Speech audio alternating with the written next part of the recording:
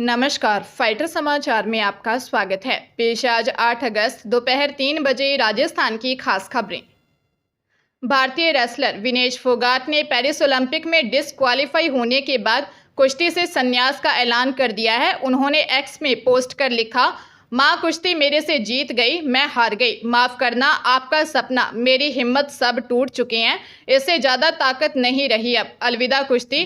2001 से 2024 आप सबके हमेशा ऋणी रहूंगी, माफी। हरियाणा के सीएम नायब सैनी ने घोषणा की है कि राज्य सरकार विनेश को ओलंपिक सिल्वर मेडल जीतने वाले खिलाड़ी की तरह ही सम्मान इनाम देगी। विनेश ने संन्यास के ऐलान से पहले अपने डिस्क्वालिफिकेशन के खिलाफ अपील दायर की है। उन्होंने court of arbitration for sports से मांग की कि उन्हें संयुक्त रूप से सिल्वर मेडल दिया जाए। विनेश ने पहले फाइनल खेलने की मांग भी की थी, फिर उन्होंने अपील बदली और अब संयुक्त रूप से सिल्वर दिए जाने की मांग की। राजस्थान में तेज बारिश का दौर धीमा हो गया है। अगले 4-5 दिन राज्य में हल्की से मध्यम बारिश जारी रहेगी। खासकर पूर्वी राजस्थान के जयपुर, भरतपुर, अजमेर के अलावा उत्तरी राजस्थान में बीकानेर संभाग में मानसून एक्टिव रहेगा। पश्चिमी राजस्थान के जोधपुर संभाग में अगले 2 दिन मानसून कमजोर रहेगा। राजस्थान में अब तक हुई बारिश ने पूरे मानसून सीजन का 81% कोटा पूरा कर दिया है। हालांकि आज भी जयपुर, अलवर सहित 9 जिलों में बारिश का अलर्ट है। पिछले 24 घंटे की रिपोर्ट देखें तो करौली, अलवर, भरतपुर, सवाई माधोपुर, झुंझुनू, सीकर, जयपुर, धौलपुर और दौसा के एरिया में 1 से 2 इंच तक बरसात हुई। इसके अलावा राजस्थान के अधिकांश शहरों में आसमान में बादल छाए रहे। जोधपुर में एक महिला को आत्मा से बात करवाने का झांसा देकर अलग अलग किश्तों में करीब 45 लाख रुपए ठगने के फरार आरोपी को प्रतापनगर पुलिस ने दस्तयाब कर लिया है। देवी रोड चांदना भाकर निवासी नरसीन बानो ने 5 अप्रैल को दी रिपोर्ट में बताया कि उसके पति का इंतकाल वर्ष 2017 में हो गया था। उसके कोई संतान भी नहीं है। उसकी शादी नागौर जिले के रोल थाना अंतर्गत रोल नाड़ी चौड़ा में हुई थी। रौल गांव निवासी और रिश्ते में लगने वाली ननद के लड़के का ससुराल में आना जाना था। पति के इंतकाल के बाद उसकी पति की जगह स्वास्थ्य विभाग जोधपुर में नौकरी लग गई। आरोपी भी जोधपुर में खेतानाड़ी क्षेत्र में आकर रहने लगा। एक दिन उसने फोन पर बताया कि वह आत्मा के जरिए गरीबों की मदद करता है। वह उसकी बातों में आ गई और उसने दिसंबर 2020 में उसे 21,000 रुपये दे दिए। उसने कहा कि नेक रूह ने तुम्हारे रुपए कबूल कर लिए हैं और अब तुम्हें हर महीने 21,000 रुपये देने होंगे। बाद में आरोपी ने डराकर 3 से 4 सालों में लगभग 45 लाख ऐंठ लिए।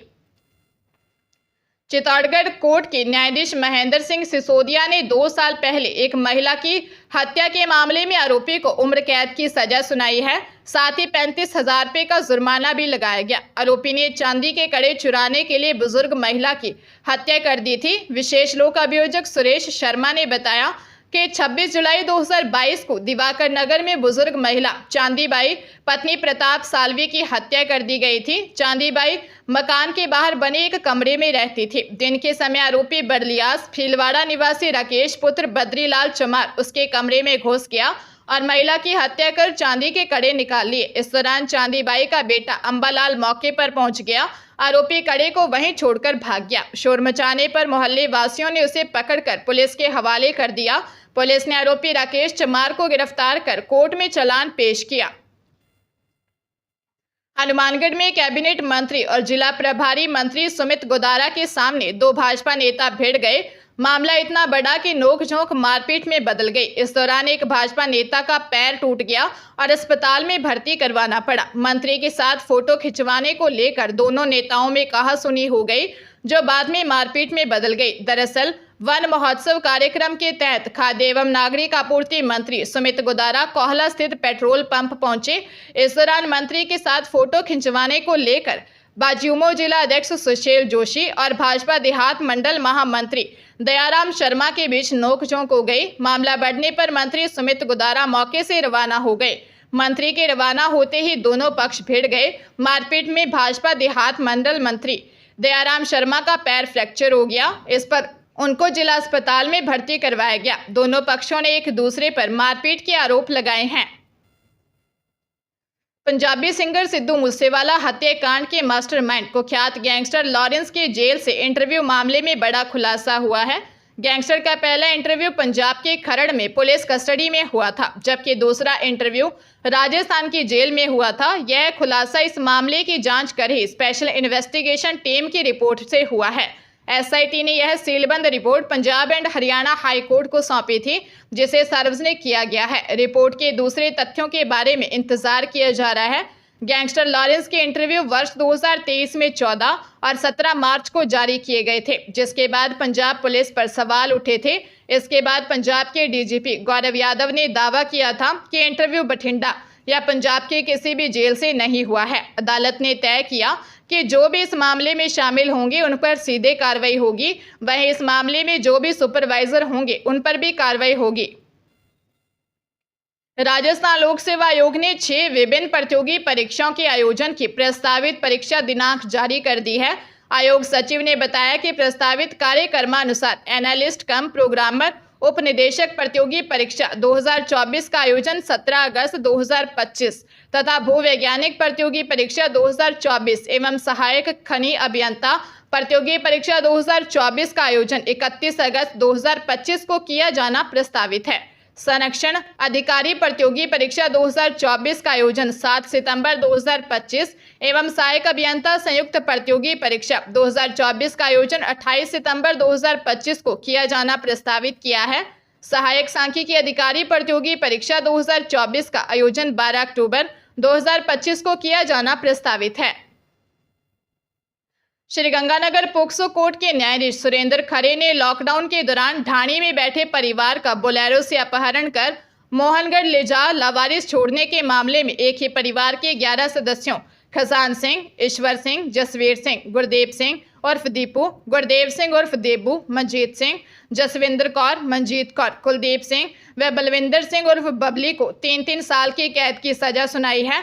घटना 22 अप्रैल 2020 की रात को 12 एपीडी में रोही में हुई। पीड़ित डबवाली रठान निवासी राजेंद्र कुमार ने समेजा कोठी थाने के पास ही ढाणी निवासी एक ही परिवार के 11 सदस्यों पर ढाणी में दीवार फांदकर घुस जाने, पीड़ित तथा उसकी 2 नाबालिग बेटियों को बंधक बनाकर पिस्तौल से डराकर बोलेरो में बिठाकर मोहनगढ़ की ओर ले जाकर लावारिस सड़क पर पटकने तथा पीछे से ढाणी से 40 क्विंटल सरसों चुराकर ले जाने के आरोप लगाए थे। चित्तौड़गढ़ जिले में स्थित श्री सांवलिया जी के भंडार से निकली राशि के तीसरे राउंड की गिनती हुई। तीसरे राउंड में 3 करोड़ 7 लाख रुपए की गिनती हुई। अब तक कुल मिलाकर 13 करोड़ 38 लाख 45 हजार रुपयों की काउंटिंग हो चुकी है। चौथे राउंड की काउंटिंग आज की जा रही है। भगवान श्री सांवलिया सेठ का भंडार 3 अगस्त को खोला गया था। राजभोग आरती के बाद गणना शुरू की गई थी। आज बुधवार को तीसरे राउंड की काउंटिंग हुई है, जिसमें 3 करोड़ 7 लाख रुपयों की गिनती की गई। इससे पहले 3 अगस्त को पहले दिन 6 करोड़ 11 लाख रुपयों की गिनती हुई थी। वहीं मंगलवार को दूसरे राउंड में 4 करोड़ 20 लाख 45 हजार रुपयों की गिनती की गई। तीनों राउंड में अब तक कुल 13 करोड़ 38 लाख 45 हजार रुपयों की काउंटिंग पूरी कर ली गई है। चूरू जिले की रतनगढ़ तहसील में बीएड की परीक्षा देकर लौट रहे बाइक सवारों को लोक परिवहन की बस ने टक्कर मार दी। हादसे में बीएड कर रही एक युवती की मौत हो गई, जबकि बाइक सवार 2 युवक गंभीर घायल हो गए। रतनगढ़ पुलिस के अनुसार रतनगढ़ के पास गांव खुड़ी निवासी ललित जाट, कमलेश जाट और सुनीता बाइक से एक ही गांव के हैं। तीनों बीएड कॉलेज के स्टूडेंट हैं। रतनगढ़ के जलान कॉलेज में स्थित परीक्षा केंद्र पर पेपर देकर तीनों एक ही बाइक पर सवार होकर अपने गांव लौट रहे थे। तभी सालासर रोड पर गांव कुसुम देसर के पास सालासर बीकानेर लोक परिवहन बस ने बाइक को टक्कर मार दी, जिससे बाइक पर सवार कमलेश और ललित घायल हो गए। वहीं 20 वर्षीय सुनीता की मौत हो गई। पुलिस मामले की जांच कर रही है। जयपुर मैराथन के 16वें संस्करण के लिए पंजीकरण की प्रक्रिया 7 अगस्त से शुरू हो गई है। यह प्रतिष्ठित मैराथन संस्कृति युवा संस्था और वर्ल्ड ट्रेड पार्क की पहल है, जो हर वर्ष की तरह इस बार भी फरवरी के पहले रविवार यानी 2 फरवरी 2025 को आयोजित होगी। एयू जयपुर मैराथन देश भर के धावकों और फिटनेस प्रेमियों के लिए एक महत्वपूर्ण आयोजन बन चुकी है। एयू स्मॉल फाइनेंस बैंक के संस्थापक एमडी और सीईओ संजय अग्रवाल, मैराथन के आयोजक संस्कृति युवा संस्था के अध्यक्ष Suresh Mishra, world trade park के चेयरमैन अनूप बरतरिया, आवास फाइनेंसर के एमडी और सीईओ सचिंदर भिंडर और एयू जयपुर मैराथन के फाउंडर और सीईओ मुकेश मिश्रा ने राजस्थान के पारंपरिक त्योहार तीज के अवसर पर दौड़ते कदमों के उत्सव के एयू जयपुर मैराथन के 16वें संस्करण के ऑनलाइन रजिस्ट्रेशन की शुरुआत करने की घोषणा की है।